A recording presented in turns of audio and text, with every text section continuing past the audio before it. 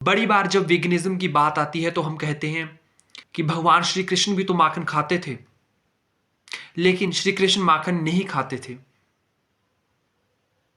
उन्होंने तो कहा कि मैया मोरी मैं नहीं माखन खायो।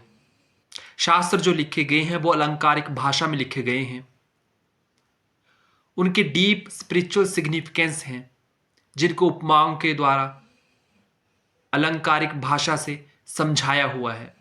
वरना जिनके घर में खुद इतना माखन है वो दूसरे के घर में क्यों जाएंगे, वो भी चोरी करके। तो कहा जिनके हृदय नवनीत समाना, कि वो सबके घर में नहीं जाते हैं, कहाँ जाते हैं? जिनके हृदय नवनीत के समान है, माखन के समान है। अगर एक व्यक्ति पर्वत की ऊंचाई पर बैठा है और एक व्यक्ति नीचे तलहटी में बैठा है और वो व्यक्ति कुछ कह रहा है ऊंचाई वाला, तो तलहटी वाला व्यक्ति जो होगा, क्या वो उस बात को समझ पाएगा? उन दोनों का एक ही प्लेटफॉर्म पर होना बहुत जरूरी है। तो कहने वाला शास्त्रकार हमें क्या बताने की कोशिश कर रहा है और हम उसे किस तरह से ले रहे हैं। केवल शाब्दिक अर्थ जानने से ही उसका अर्थ नहीं किया जा सकता। शब्दार्थ, वाक्यार्थ, भावार्थ, गूढ़ार्थ, है ना। शब्दार्थ क्या है, लेकिन एक ही शब्द का आप देख ही लीजिए, एक ही शब्द का अलग अलग कॉन्टेक्स्ट में अलग अलग मतलब हो जाता है। तो कहने वाला हमें क्या समझाने की कोशिश कर रहा है, ये तो कोई एक बुद्धिमान व्यक्ति ही जान सकता है। खैर, आज अगर वीगनिज्म की बात करें, दुग्ध आहारों की बात करें, तो हमारे हाथ पशुओं के रक्त से रक्त रंजित हैं।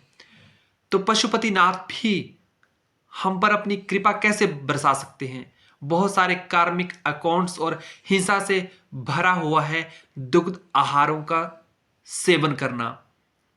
और हमारी अर्थ के लिए पशुपालन वैसे ही ठीक नहीं है। हमारी नैतिक जिम्मेवारी भी बनती है कि हम सोचें वीगनिज्म के बारे में।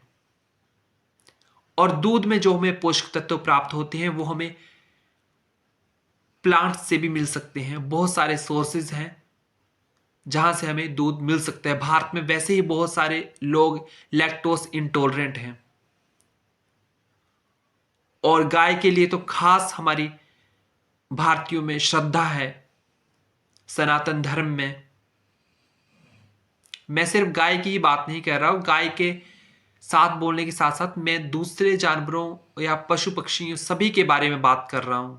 गाय के बारे में कहा जाता है कि उसके अंदर इतने सारे देवताओं का वास होता है, लेकिन आप देखिए वो सारे के सारे देवता कूड़े के ढेर पर होते हैं। हम नंदी बैल की पूजा करते हैं, उसके कानों में अपनी मुराद रखते हैं, लेकिन जब हृदय साफ होगा तभी मुराद हासिल हो सकती है।